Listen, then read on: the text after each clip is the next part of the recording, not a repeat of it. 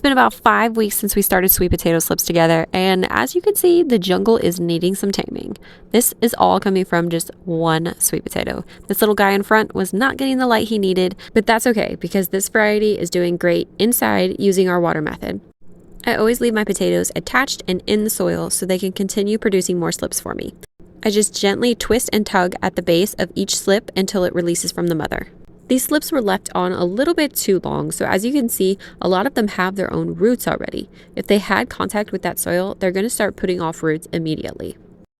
Some of the ones coming off the top had not put out roots yet, but it's no big deal, we're going to root them later. Sweet potatoes are awesome because they're going to root and put out tubers all along the stem.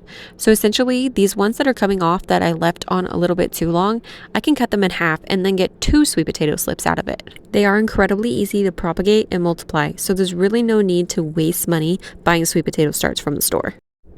One of the questions I've got since putting out my video on how to start sweet potato slips was about light. You'll see a lot of people recommending that you keep your sweet potato spuds in darkness until they begin to sprout. I'm not sure why people recommend this or the reasoning behind it, but I have never done this. In my knowledge and research of plant life, they need 3 things in order to germinate or sprout and grow, and that's soil, water, and light. So I'm not sure why you would put it in darkness and then expect it to sprout. I always make sure that my light, heat, and moisture is exactly where they prefer it in order to get them to sprout. I usually always have sprouts coming up about a week to 2 weeks into it, with the exception of the guy who didn't get the light this year. So any slips that come off that don't have roots or don't have adequate roots, you can just put them in some water or soil and they will begin rooting all along their stem. I do always remove the leaves from the last couple inches just to encourage that rooting. I use these cheap trays from True Leaf Market.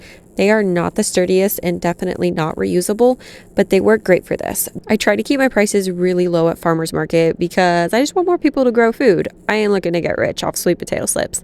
So finding these nice wide cheap trays was really nice. I use them for the ones that I keep from my garden too, and they just provide enough room for the sweet potato to get nice and cozy and rooted before going into the garden.